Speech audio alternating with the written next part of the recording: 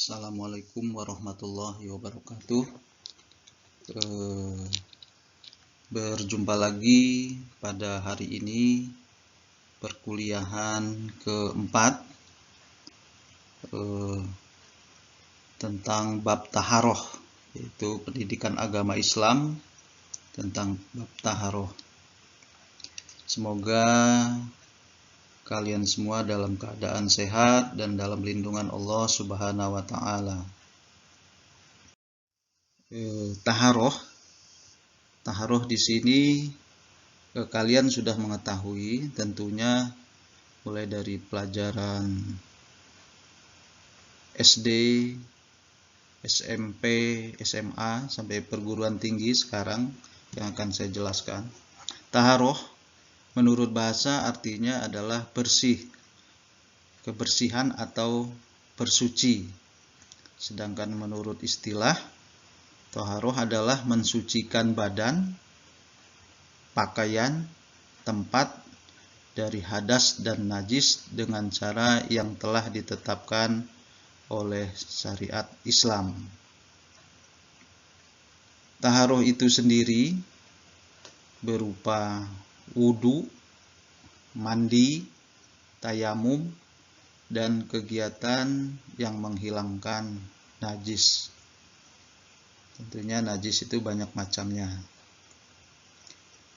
Taharoh yang tadi artinya adalah bersih, dapat juga diartikan sebagai pekerjaan yang membolehkan sholat berupa wudu, mandi, tayamum, dan menghilangkan najis yang tadi.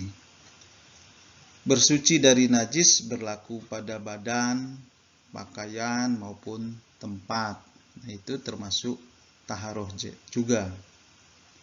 Tentunya cara menghilangkannya harus dicuci dengan air suci dan mensucikan. Nah, air suci dan mensucikan di sini artinya air yang hukumnya suci, bukan air najis ataupun air kotor. Dan air itu bisa digunakan untuk mensucikan sesuatu. Maksudnya bisa digunakan untuk membersihkan najis, atau boleh digunakan untuk berwudu atau mandi junub atau mandi janabah. Nah, taharoh itu bisa dibagi menjadi dua taharoh. Pertama, taharoh dari hadas. Nah, artiannya membersihkan diri dari hadas kecil. Artiannya juga hadas kecil itu sesuatu yang diminta bersuci dengan wudu. Nah, hadas kecil itu bisa disucikan dengan wudu. Dan juga dari hadas besar. Arti taharoh dari hadas besar. Nah, artian hadas besar ini, disucikannya itu dengan mandi. Yang kedua, taharoh dari khub atau najis. Nah, artinya taharoh najis ini membersihkan diri, pakaian, dan tempat ibadah dari sesuatu yang najis dengan air. Nah, ini kalau kita akan melaksanakan ibadah, tentu diri kita, pakaian kita, ataupun tempat ibadah itu harus bersih. Seperti itu. Nah, selanjutnya adalah najis. Karena tadi taharoh itu babnya ada wudu dan najis. Nah, di sini ada najis.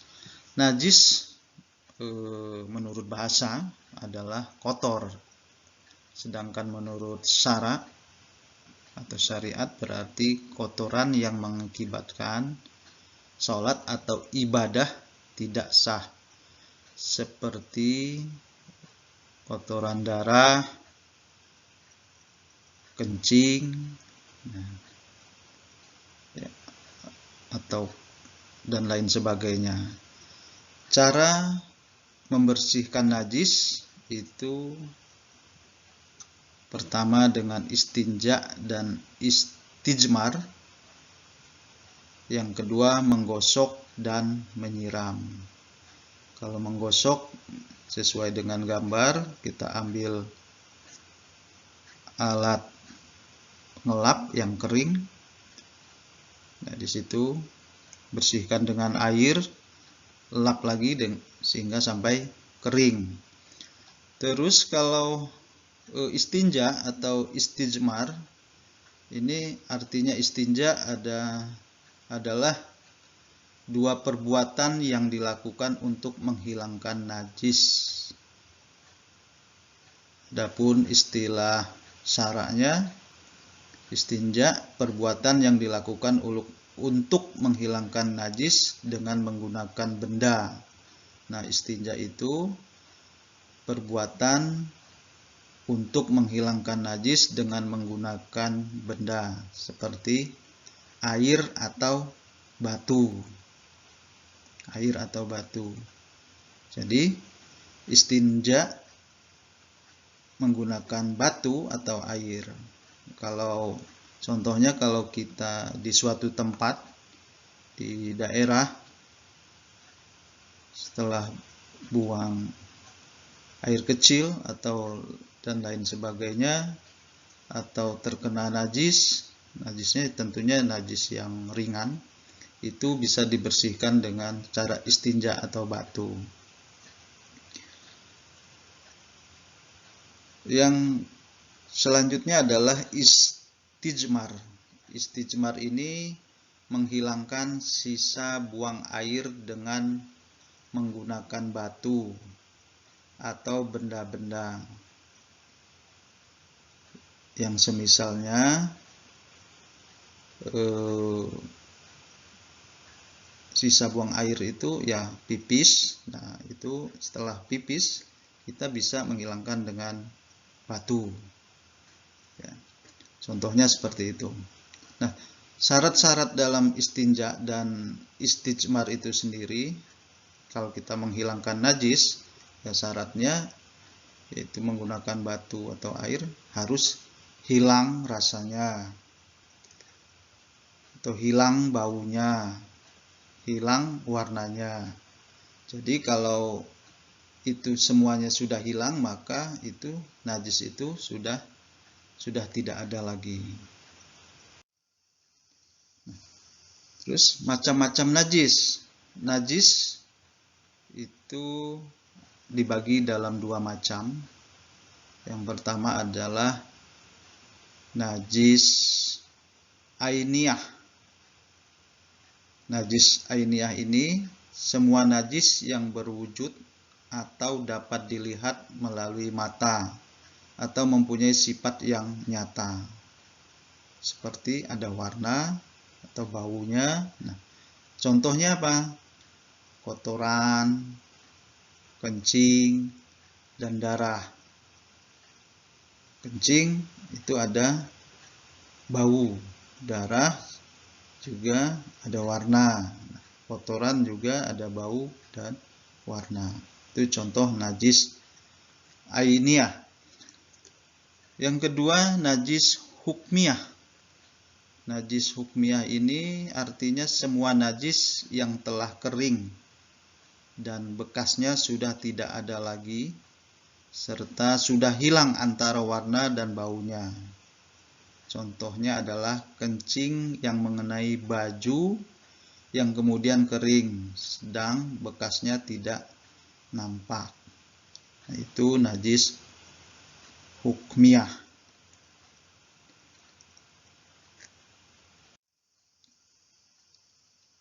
Najis juga dibagi ke dalam 3 golongan, yaitu najis mughalazah, najis mukhafafah, dan najis mutawassitoh.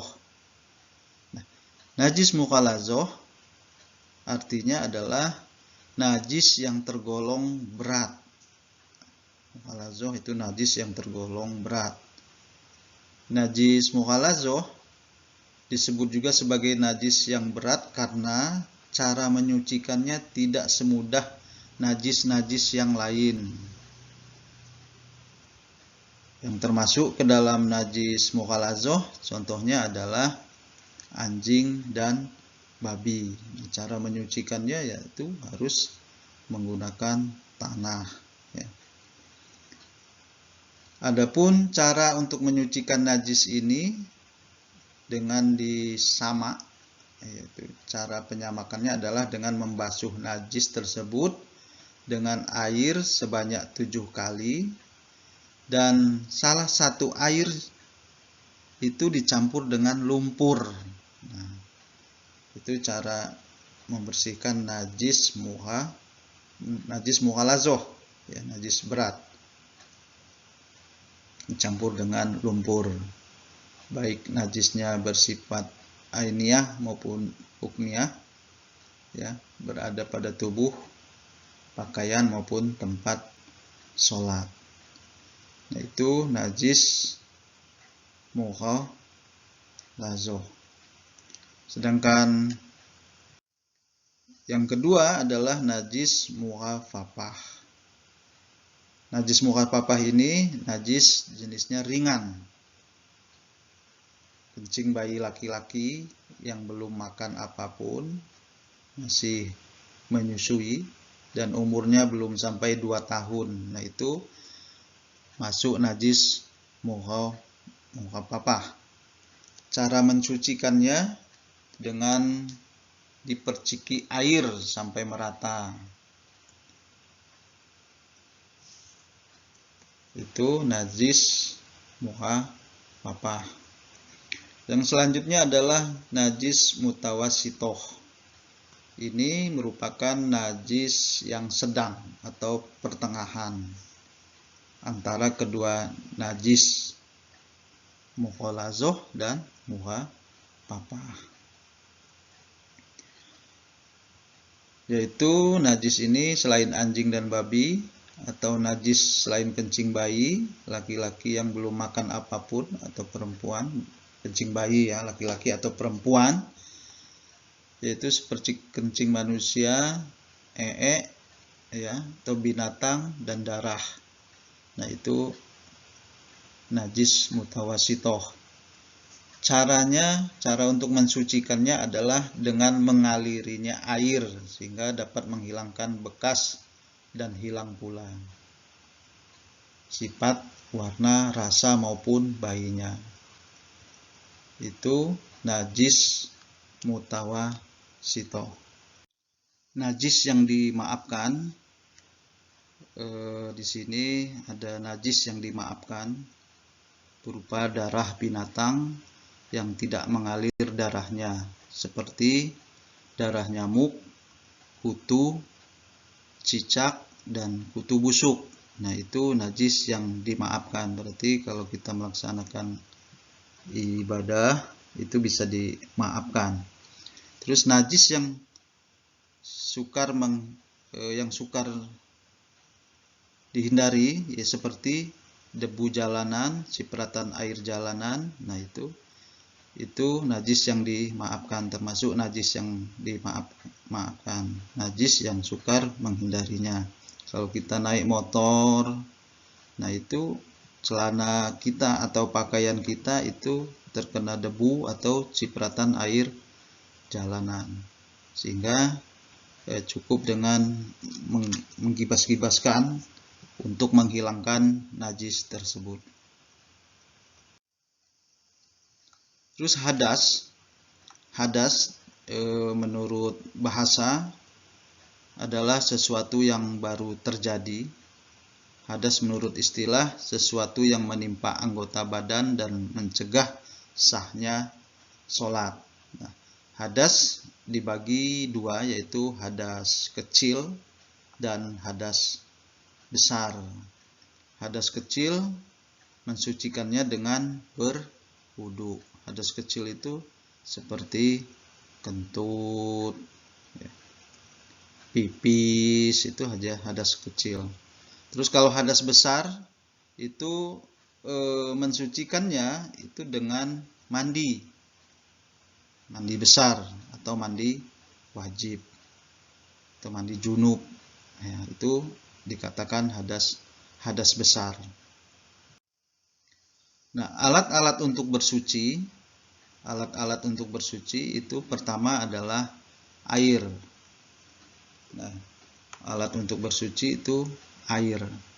Dasar penggunaan air untuk bersuci dari najis adalah sabda Rasulullah, air itu tidaklah menyebabkan najisnya sesuatu kecuali jika berubah rasanya, warnanya, atau baunya. Nah, itu fungsi bersuci dari air. Pembagian air untuk bersuci ada 4. Pertama, air mutlak, air mustakmal, air mutanajis, dan air musammas. Nah, air mutlak artinya air suci yang mensucikan, itu air mutlak. Sedangkan air mustakmal itu air yang telah digunakan untuk bersuci, baik untuk menghilangkan hadas seperti wudu dan mandi, atau untuk menghilangkan najis bila air tersebut tidak berubah dan tidak bertambah volumenya setelah terpisah dari air yang terserap oleh barang yang dibasuh. Nah, itu air, kemudian air mustakmal. Nah, air mustakmal ini tidak bisa digunakan untuk bersuci apabila tidak mencapai 2 kulah. 2 kulah itu ya ukurannya 2 kali 2 meter untuk ukuran bak. Nah, itu 2 kulah. Ya. Tidak bisa digunakan bersuci apabila tidak mencapai 2 kulah. Kalau hanya 1 meter kubik itu berarti tidak bisa digunakan untuk bersuci. Nah, itu air mustakmal. Air yang ketiga adalah air mutanajis. Air mutanajis ini adalah air yang terkena barang najis yang volumenya kurang dari 2 kulah atau volumenya mencapai 2 kulah lebih, namun berubah salah satu sifatnya, warna, bau, atau rasa. Karena terkena najis, maka air sedikit apabila terkena najis, maka secara otomatis air tersebut menjadi mutanajis meskipun tidak ada sifatnya yang berubah. Sedangkan air banyak bila terkenanya najis menjadi mutanajis bila ia tetap pada kemutlakannya. Artinya tidak berubah. Tidak ada sifat yang berubah, maksudnya bila ia tetap pada kemutlakan atau tidak ada sifat yang berubah, rasa, ya, warna, bau, nah seperti itu sifat kemutlakan. Apabila terkena najis ada 1 atau lebih sifatnya yang berubah, maka air banyak tersebut menjadi air mutanajis. Air mutanajis ini tidak bisa digunakan untuk bersuci. Karena apa? Karena zat airnya itu sendiri tidak suci, sehingga tidak bisa dipakai untuk mensucikan karena berubah sifat, warna, bau, rasa. Nah, itu yang dikatakan air mutanajis. Yang selanjutnya adalah air musammas. Air musammas ini air yang dipanaskan di bawah terik sinar matahari dengan menggunakan wadah yang terbuat dari logam. Tentunya selain emas dan perak, seperti besi, tembaga. Nah, ini hukumnya suci dan menyucikan. Hanya saja makruh bila dipakai untuk bersuci. Secara umum, air musammas juga makruh digunakan bila pada anggota badan manusia atau hewan yang bisa terkena kusta, seperti kuda. Namun, tidak apa-apa dipakai atau boleh digunakan untuk mencuci pakaian atau yang lainnya. Nah, itu air musammas. Nah, air juga ada 7 macam air yang sah, yang boleh dan sah untuk bersuci. Pertama, air hujan. Air hujan itu boleh untuk bersuci, buat wudhu, mandi besar. Nah, air laut. Yang kedua, air salju, air mata air sungai, air embun, dan air sumur. Itu 7 macam air yang boleh dan sah untuk bersuci. Yang kedua, tadi alat untuk bersuci. Yang kedua, debu yang suci. Nah, debu yang suci ini artiannya untuk mensucikan dari hadas. Kalau seorang ingin bersuci, itu bisa menggunakan debu yang suci. Dan apabila tidak menemukan air, maka diberi kemudahan bersuci menggunakan debu, atau disebut juga dengan istilah bertayamum. Itu debu yang suci. Yang ketiga adalah alat-alat untuk bersuci, yaitu benda-benda yang dapat menyerap kotoran, seperti batu, tisu, kayu, dan semacamnya. Nah, ini dikhususkan untuk menghilangkan najis, seperti untuk beristinja. Itu alat-alat untuk bersuci. Yang pertama air, yang kedua debu yang bersuci, ketiga adalah benda-benda yang dapat menyerap kotoran. Nah, sebab-sebab hadas, tentunya hadas tersebut ada sebab. Kenapa? Nah, di sini ada beberapa sebab hadas. Kalau kita akan melakukan hadas, pertama, karena bersenggama atau bersetubuh suami istri, biar keluar mani ataupun tidak, maka wajib mandi.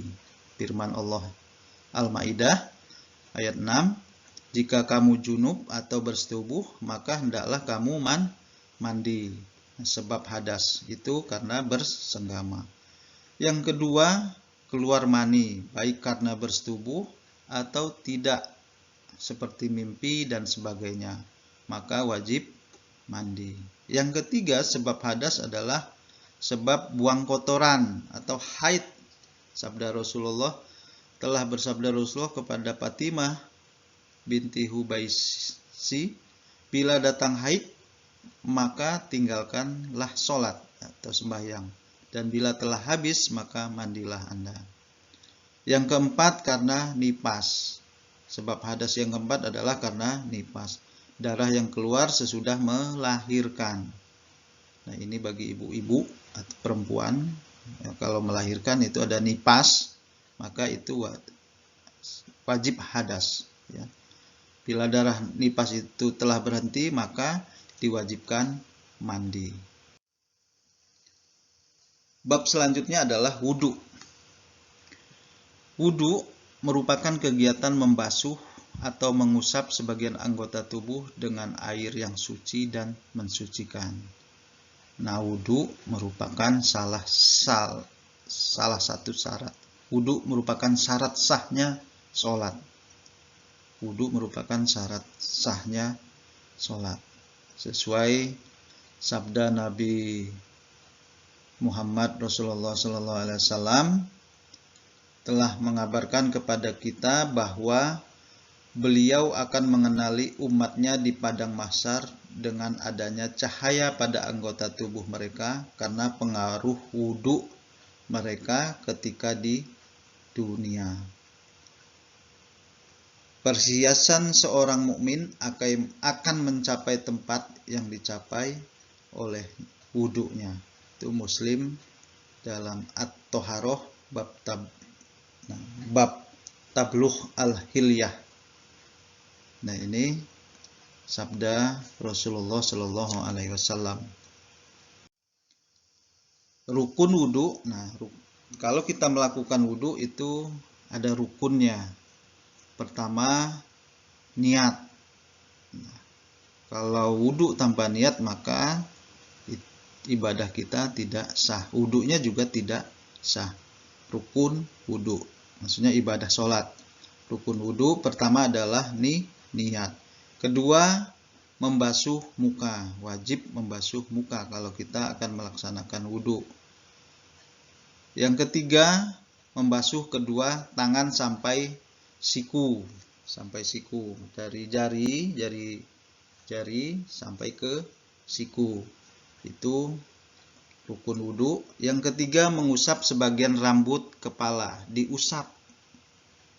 Bukan dikasih air, tapi diusap. Diusap dari jidat, rambut sampai ke belakang. Yang selanjutnya adalah membasuh kaki sampai kedua mata kaki. Nah, ini perlu diperhatikan, membasuh kaki sampai kedua mata kaki.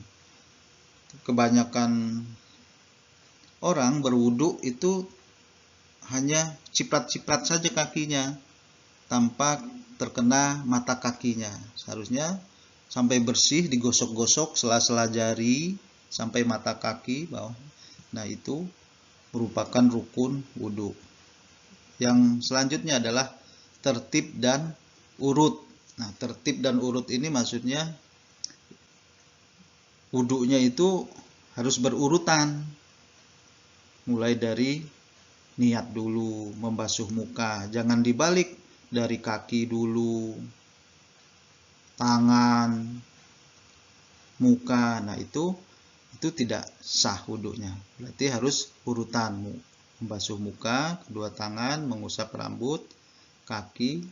Nah, itu merupakan rukun wudu. Nah, ini gambar rukun wudu.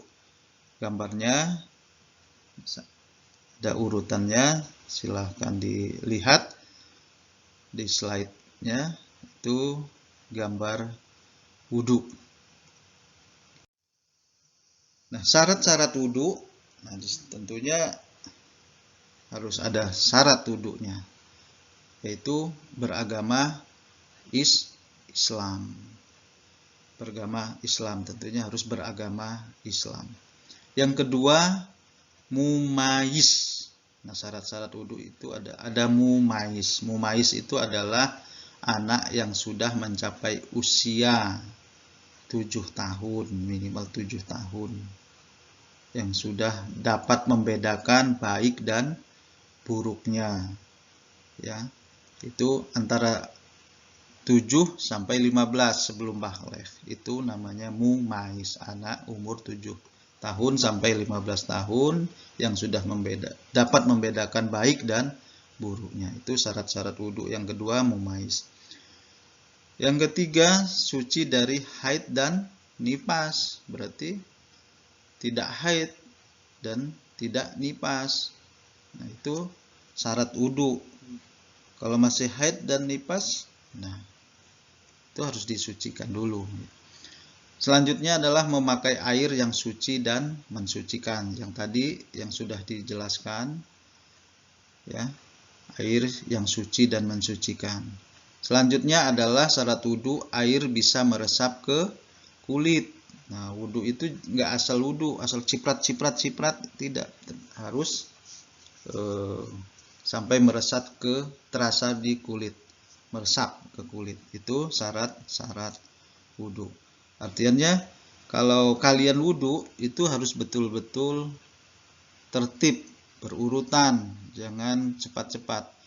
Kalau wudhunya tidak beres, tidak urut, dan tidak rukun, maka ibadah sholatnya juga tidak sah. Syarat utama ibadah sholat adalah wudhunya harus tertib dan sah.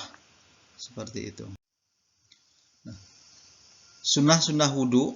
Nah, di sini ada sunnah wudhu, mendahulukan anggota badan sebelah kanan, dari kanan dulu. Itu sunnah. Sudah, ya.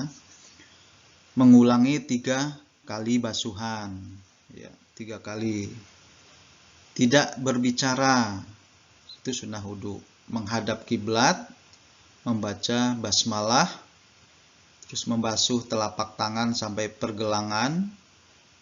Ya, sebelum kita wudhu biasanya tangan itu dibasuh sampai bersih, sampai pergelangan.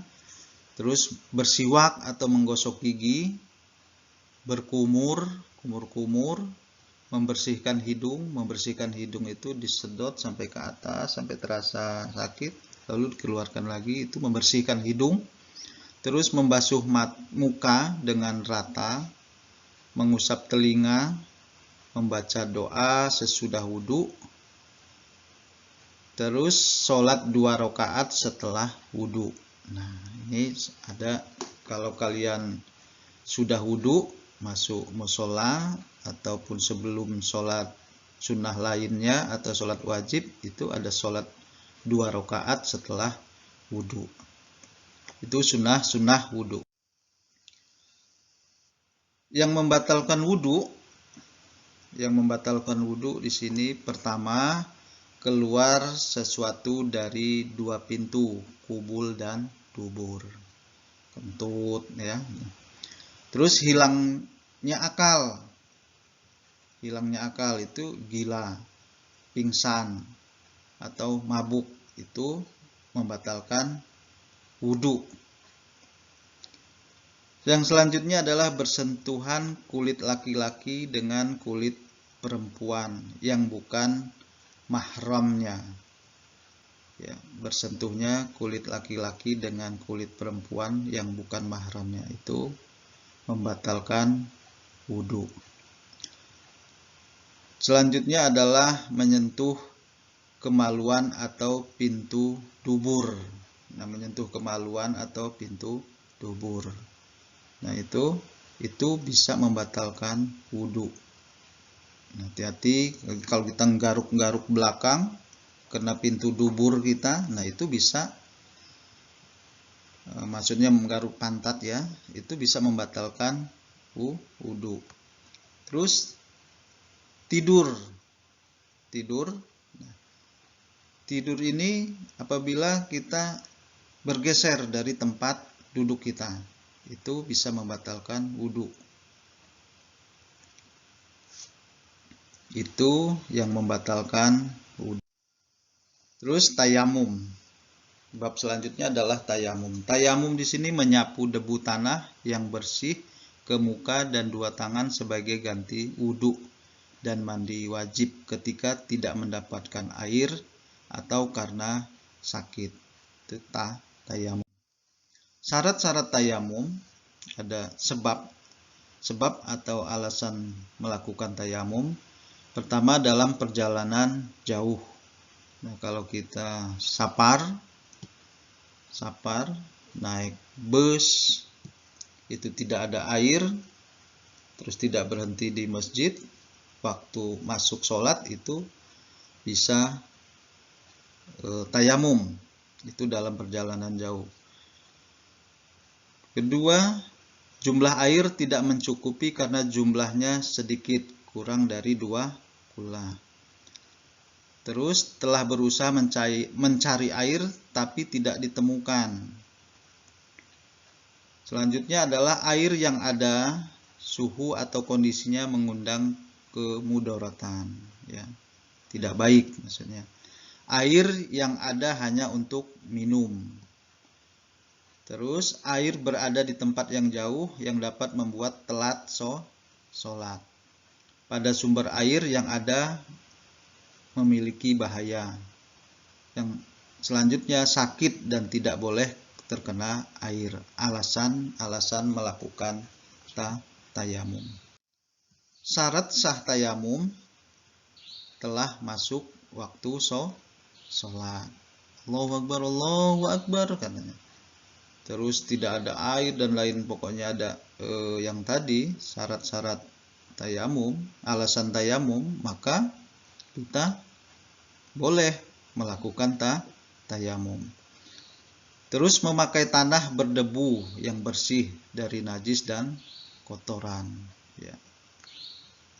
Bisa di meja atau di kursi, di situ kalau ditepuk-tepuk ada debu, itu bisa menggunakan tayamum, bisa digunakan tayamum. Terus memenuhi alasan atau sebab melakukan tayamum. Yang alasan yang di atas itu bisa. Syarat sahnya ya harus memenuhi alasan yang tadi disampaikan. Yang selanjutnya sudah berupaya atau berusaha mencari air namun tidak ketemu. Tidak haid maupun nifas bagi wanita atau perempuan, menghilangkan najis yang melekat pada tubuh. Itu syarat daripada syarat sah tayamum. Tata cara tayamum, nah di sini dilihat di gambar, telapak tangan diusapkan di debu, tempelkan, lalu diusapkan ke muka, lalu ke tangan sampai siku, tangan kiri kanan. Nah, itu tata cara tayamum. Bisa dilihat di gambar. Terus mandi. Bab mandi di sini adalah mandi wajib, disebut juga mandi besar atau mandi junub atau jinabat, yaitu mengalirkan air ke seluruh badan dengan niat menghilangkan hadas besar semata-mata karena Allah, sebagaimana firman Allah dalam surat Al-Maidah ayat 6.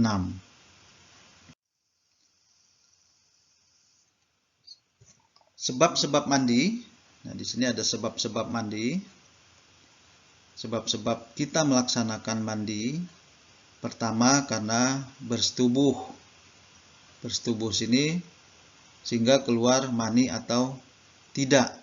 Kalau kita bersetubuh, ya sudah bersuami istri, baik keluar mani atau tidak, itu kita wajib mandi besar. Yang selanjutnya adalah keluar mani, baik keluarnya karena bermimpi atau sebab lain, dengan sengaja atau tidak dengan perbuatan sendiri atau bukan. Nah, itu wajib mandi. Yang ketiga adalah mati. Mati di sini orang Islam yang meninggal. Ini fardu kifayah untuk orang muslim yang masih hidup untuk memandikannya. Kecuali orang yang mati syahid, itu tidak dimandikan, tidak apa-apa, ya. Jadi kalau orang mati itu dimandikan. Terus haid atau menstruasi. Nah, ini maka wajib mandi. Apabila wanita tersebut selesai masa haidnya, maka harus mandi. Mandi besar atau mandi junub. Yang selanjutnya adalah nifas. Maksudnya adalah darah yang keluar dari kemaluan perempuan setelah melahirkan. Ini wajib mandi juga. Maka nifas itu termasuk daripada untuk sebab-sebab mandi. Yang terakhir adalah melahirkan. Melahirkan di sini baik anak yang dilahirkan itu cukup umur atau tidak, seperti keguguran, maka wajib mandi. Itulah sebab-sebab mandi. Ada beberapa yang harus diperhatikan sehingga nanti kita harus mengetahui bahwa kenapa harus mandi besar atau mandi junub. Nah, karena untuk menghilangkan hadas besar. Nah, itu sebab mandi. Nah, mandi itu ada mandi wajib atau mandi junub dan mandi sunnah. Mandi junub atau mandi wajib, pertama mandi yang dilakukan setelah bersetubuh atau melakukan hubungan suami istri. Yang kedua, setelah haid atau menstruasi.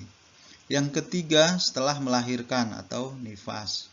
Yang keempat, meninggal dunia. Itu wajib mandi wajib atau mandi junub. Kalau mandi sunnah itu ada beberapa mandi sunnah.